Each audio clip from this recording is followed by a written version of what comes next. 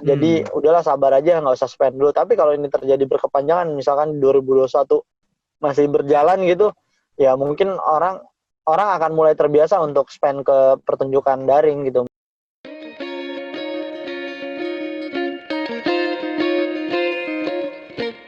Pandemi virus corona sukses menggebuk hampir semua industri di dunia, tak terkecuali bisnis hiburan di Indonesia. Belasan judul film ditunda penayangannya, puluhan kriaan, mulai dari pentas teater, konser, hingga festival musik terpaksa postpone atau justru dibatalkan. Kali ini gua, Eno Dibejo dari Tagar TV, akan berdiskusi bersama Kiki Aulia Ucup, seorang manajer band, pelaku industri pertunjukan musik langsung, dan orang yang berada di balik kesuksesan salah satu festival musik besar di Indonesia, Synchronized Festival. Selamat sore, Bang Kiki. Sore, No. Gimana, sehat, Bang? Iya, sehat nih. Sorry sambil nyetir tadi nih ya. Jadi lagi di jalan kondisinya. Nih langsung ke pertanyaan inti nih sebenarnya nih yang silakan. Mewakili banyak orang nih. Itu nasibnya Synchronized Fest 2020 gimana, Bang? Akan tetap berjalan. Tetap berjalan? Iya. Optimis ya? Optimis dong, tapi dengan penyesuaian tentunya ya. Jadi tunggu aja, nanti kita mungkin di akhir bulan ini akan bikin announcement Synchronized akan seperti apa dan gimana. Oke. Lu mungkin akan bekerja sama dengan institusi kesehatan, Bang? Pasti ada kan, itu bagian dari protokoler. Kemarin kita ya udah tentang pemaparan protokoler eventnya seperti apa, terus ketemu si ahli ya untuk tentang kesehatan lah, tentang gimana caranya biar tidak tertular ya, tapi tidak terjadi paparan lah gitu ya. Epidemiologi ya. Kita udah ketemu ahlinya waktu itu tentang ya apa yang doable sama yang enggak aja gitulah, kayak gitu. Sebenarnya kita udah nyiapin dari bulan April sih bisa dibilang tentang masalah protokoler, Synchronized akan seperti apa, dan Synchronized jadinya diadakan di mana, dan apa aja yang mesti dilakukan Synchronized tuh udah kita paparkan lah intinya. Gitu, termasuk ya konsultasi dengan salah satu ahli kesehatan juga gitu. Oke. Jadi dipastikan akan jalan terus ya? Pasti. Kecuali mungkin ada kebijakan dari pemerintah untuk melarang, baru itu nggak bisa dilawan ya? Kayaknya ini akan apa ya, jauh dari larangan sih, bisa mungkin ya karena ya ini hal baru lah sebenarnya yang akan dilakukan gitu. Oke. Jadi tunggu aja. Siap. Nah, Bang, kalau pandemi ini berkepanjangan nih, kemarin-kemarin kan sempat banyak lah pegiat keriaan juga gitu, bikin konser daring, segala macem gitu. Kalau menurut lo sendiri, Bang, itu opsi yang masuk akal nggak sih untuk di Indonesia? Mengingat koneksi internet. Banyak spot-spot yang nggak oke kan, internet di Indonesia gitu. Menurut lo gimana, Bang? Ya, kalau ngomongin masuk akal sih masuk akal ya, karena solusinya kan cuma itu doang ya. Jadi kita kondisi saat nggak bisa melakukan pertunjukan secara offline, ya online jadi salah satu solusi gitu. Bahkan mungkin jadi satu-satunya solusi ya untuk tetap mendapatkan revenue, tetap melakukan kegiatan gitu. Itu sebenarnya ya masuk akal banget malah, dan nggak salah gitu loh, karena jadinya seru, inovasi untuk konser online jadi banyak ya. Kendalanya memang koneksi ya, terjadi dari Maret sampai sekarang tuh kendalanya koneksi, dan salah satu kendalanya lagi orang belum terlalu mau untuk spend di pertunjukan online gitu. Karena ya setahu gue ya dari Maret sampai sekarang pertunjukan online mungkin yang paling banyak penjualan tiketnya ini setahu gue ya, si Tulus sama Erwin Gutawa waktu itu. Lebih dari 9.300 tiket deh kalau nggak salah yang terjual saat itu. Sisanya ya di bawah itu. Jadi kalau ngomongin secara bisnis ya bisa dibilang tidak sebanding ya gitu. Cuman yang nggak ada salahnya mencari solusi kan. Manusia kan tugasnya bertahan dan mencari solusi. Ini lu bijak banget, Bang. Beda sama di podcast lo ya. Aduh. Ya tadi sebetulnya pertanyaan gue berikutnya itu, apakah menurut lo penonton Indonesia udah cukup siap bayar tapi untuk menonton via daring gitu, dapat link? Minoritas sih sebenarnya, masih minoritas ya yang udah mau untuk spend ya. Jadi kita bisa ngelihat karena mereka kalau misalkan konser daring tuh mereka masih punya opsi lain. Misalkan kalau lu masuk ke YouTube gitu, misalkan mau nonton pertunjukan, kita ambil kesimpulan Silon Seven deh. Dari YouTube tuh udah banyak banget, baik yang produksinya proper atau yang fancam segala macam ada di YouTube gitu. Jadi orang punya opsi untuk gue nonton di YouTube aja, rasanya sama kok, gue bisa dapetin lagu yang pengen gue dengerin malah daripada di online-nya gitu. Nah, itu dia, karena kan emang orang masih beranggapan kalau ini akan selesai sesegera mungkin lah. Jadi udahlah sabar aja, nggak usah spend dulu. Tapi kalau ini terjadi berkepanjangan, misalkan 2021 masih berjalan gitu, ya mungkin orang akan mulai terbiasa untuk spend ke pertunjukan daring gitu menurut gua. Jadi seperti itu ya, karena emang belum jadi kebiasaan aja ya. Dan ini terjadi di seluruh dunia sih gitu, karena kalau untuk pertunjukan yang berbayar belum tentu semuanya udah mau ya atau udah paham ya, kecuali Korea ya waktu itu di BTS ya bikin segala macam itu. Nah, kalau dari The Major sendiri, lu pernah bikin event daring? Kalau The Major sendiri belum ya, karena kita masih fokus untuk masak si Synchronize sih. Karena fokusnya masih ke situ. Jadi kalau artis-artis yang di The Major mungkin ada beberapa yang udah melakukan pertunjukan daring ya. Ya kalau The Major sendiri ya karena kita masih fokus ke Synchronize gitu. Jadi ada tanggung jawab yang mesti diselesaikan lah. Menurut lo sendiri nih Bang, sponsor juga siap untuk membiayai konser daring misalnya? Mensupport? Siap, ada kok beberapa yang pertunjukan, bahkan si brandnya itu sendiri yang bikin pertunjukan gitu menurut gua. Ada beberapa sponsor sekarang mungkin bisa dibilang ya produk rokok, produk telco segala macam ya emang lagi mengarahnya ke situ, karena kan mereka tetap mesti melakukan promosi. Jadi kalaupun akhirnya berkepanjangan, opsi daring ini begitu masuk akal ya untuk diambil di Indonesia ya. Dan maksudnya doable gitu, bisa banget dilakukan ya? Iya bisa banget, ya ini masuk akal dan bisa banget dilakukan dan opsi yang paling gampang lah.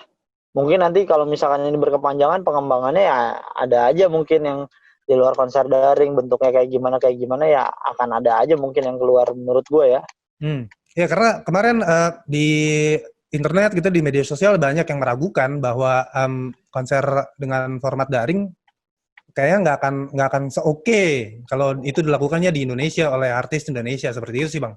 Iya sih, kebayang sih, paham, karena kan rasanya nonton duduk sambil ngeliat layar tuh beda saat lu datang ke sebuah konser gitu. Ya lu mesti treatmentnya kayak di televisi menurut gue ya, tetap ada gimmick yang mesti dilakukan, tetap ada hal-hal yang emang membawa orang untuk gue harus nonton banget nih pertunjukan yang ini gitu. Oke, Bang, ke pertanyaan berikutnya. Ini lu kan bikin Synchronize sudah berapa ya? 7 ya? Enggak, ya yang Synchronize yang skala nasional baru dari 2016 kan. Sampai yang sekarang. Skala nasional. Oke, tapi dan itu sukses besar gitu. Lu kan bayar pajak tuh di situ kan? Pasti. Bayar pajak pertunjukan, terus kemudian mungkin PPN dari tiket gitu kan? PPH. Iya. PPN. Iya, pasti. Nah, itu satu kali lo bikin event kemarin 3 hari yang terakhir 2019, lo bayar pajak berapa Bang? Kalau boleh dibocorin. Itu konfidensial sih. Oh, nggak bisa ya? Ya, itu ya maksudnya kita ngikutin peraturan lah, tetap ngikutin peraturan pemerintah ya. Untuk skema pajak-pajakannya kita tetap mengikuti apa yang dianjurkan pemirintah lah. Oke, sekedar bayangan aja Bang. Sekedar bayangan aja. Dari 3 hari kemarin event, berapa penonton jumlah?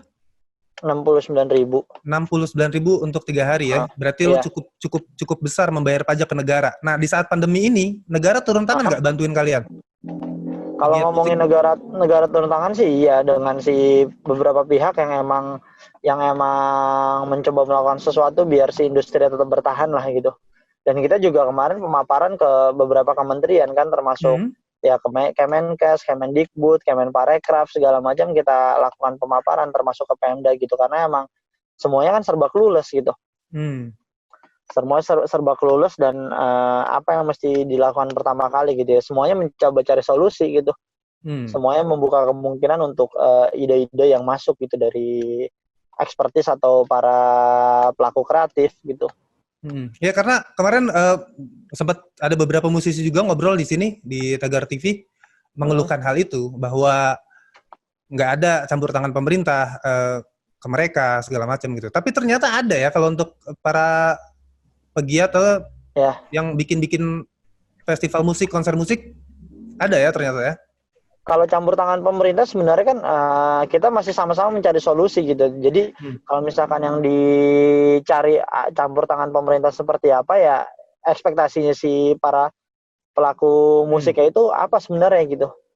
Campur tangan seperti apa yang emang diharapkan gitu. Karena kalau misalkan campur tangan pemerintah kan mewadahi menyediakan wadah, ya itu sebenarnya ya sedang dilakukan gitu, gimana cara biar tetap bisa melakukan aksi-aksi itu gitu. Dan kalau misalkan ngomongin pemerintah belum ngapa-ngapain, tapi kan ada swasta atau mereka bisa bergerak sendiri gitu sebenarnya. Jadi ya bisa dibilang ya jangan terlalu berharap berlebihan dengan pemerintah lah menurut gue ya, karena pelaku bisa dibilang bukan pelaku kreatif ya, industri pertunjukan atau industri musik mungkin jadi satu dari ribuan hal yang emang mesti mereka lakukan gitu. Karena kalau kita konsepin sama pariwisata kan sebenarnya kalau bisa dibilang musik tuh udah berdiri sendiri lah, udah mandiri. Tapi kalau pariwisata kan tetap mesti butuh banyak pilar ya, banyak komponen butuh banyak komponen pemerintah untuk fokus di situlah bahasanya gitu. Jadi mungkin pemerintah ya setahu gue mereka lagi mencoba cari solusi gitu dengan mereka mengundang beberapa pelaku kreatif ke istana si presiden, terus Kemenparekraf mengundang beberapa pelaku kreatif untuk berdiskusi setiap bulan gitu apa yang mesti dilakukan seperti itu. Ya mereka juga lagi mencari solusi gitu. Emang di negara-negara lain juga industri pertunjukan kan paling terakhir selesai.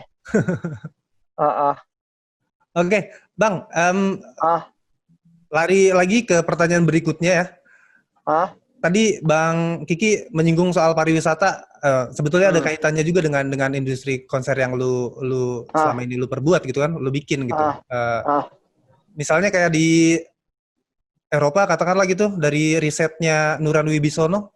Mereka di sana setiap festival menghasilkan devisa yang luar biasa gitu. Iya. Penjualan merchandise. Contoh tadi BTS juga kan gitu kan. BTS di Korea itu menghasilkan devisa karena orang pada datang ke sana, menginap di hotel di sana, ngabisin duit buat beli oleh-oleh di sana segala macam. Nah, so far menurut lo Bang di Indonesia ada mengarah ke situ nggak sih dari pemerintah? Kalau menurut gue sih ya akan ada arahan ke situ sih menurut gue ya. Tapi emang kalau di luar kan udah sistematis banget. Jadi emang apa bahasanya? Jadi emang semuanya ya ada campur tangan pemerintah gitu. Untuk melakukan segala sesuatu yang emang bukan segala sesuatu, untuk melakukan sebuah kegiatan yang emang bisa berdampak besar untuk negara gitu. Kalau di sini gue lihatnya masih ya ekosistemnya belum rapi secara sistemnya menurut gue ya. Jadi harusnya kan pemerintah setiap tahunnya ngumpulin segala macam promotor untuk ya selalu dibikinin agendanya gitu. Setiap tahun misalkan di Indonesia ada festival apa aja, si promotor juga bisa dibantu untuk bikinnya jangan di sini deh, di kota apa yang biar terjadi segala sesuatunya ya ada dampaknya lah, ada karena simbiosis-nya. Kalau agenda pariwisata Bang, pemerintah DKI misalnya itu kan ada tuh setiap tahun tuh agenda pariwisata gitu kan, tanggal sekian nanti ada acara apa. Itu masih belum ada sinkronisasi dari pemerintah ke teman-teman industri kreatif gini? Bisa dibilang belum ada terhubung langsung ya. Sebenarnya masih bisa dibilang kalau kayak sinkronis masih dari pemerintah pusat lah ya. Maksudnya kita berhubungan sama Bekraf waktu itu dan sekarang sama Kemenparekraf gitu. Tapi kalau ngomongin Pemda mungkin ya di luar perizinan sih belum ada keterlibatannya lagi ya gitu. Oke. Oke, Bang, mungkin pertanyaan terakhir nih. Lo akan bawa Synchronize 5 atau 10 tahun ke depan? Akan gimana Synchronize? 5-10 tahun ke depan ya akan, harapannya sih bisa jadi festival yang skalanya internasional ya gitu. Oke. Karena gue nggak suka memprediksi apa yang terjadi beberapa tahun ke depan sih. Gue lebih senang menikmati perjalanannya. Sampai gue tahu di tahun kelima nanti gue bisa ngedapetin apa gitu, bisa nggak buat apa gitu. Menurut gue ya gue sih harapannya bisa jadi festival yang kelas dunia gitu, satu dunia pengen datang ke Synchronize gitu. Cuman kan gue masih nyari komposisinya apa aja nih yang mesti gue tawarkan gitu. Jadi membuka kemungkinan Synchronize mungkin 2 tahun akan datang tuh artisnya nggak cuma artis kemungkinan Indonesia itu doang, ya? ada, cuman gue nggak tahu akan kapan. Oke, Bang, mungkin ada pesan-pesan atau promo? Silakan. Nah, kalau pesan-pesan promosi sih ya promosi sih Synchronize mungkin akan bikin announcement di akhir Agustus ini ya. Dan kalau pesan-pesan sih buat semua pelakunya ya tetap optimis dan produktif aja sih. Percaya kalau ini hanya sementara menurut gua. Jadi amin. segera mungkin kita bisa senang-senang lagi secara bersama. Oke. Thank you Bang Kiki udah meluangkan waktu ya ngobrol sama gua. Ya. Thank you very much. Yo. Dan terima kasih juga buat kalian yang udah nonton. Siap. Semoga bisa ada yang diambil dari sini. Amin. Terus ikuti konten-konten video di Tagar TV. Sampai jumpa. Terima kasih No dan Tagar.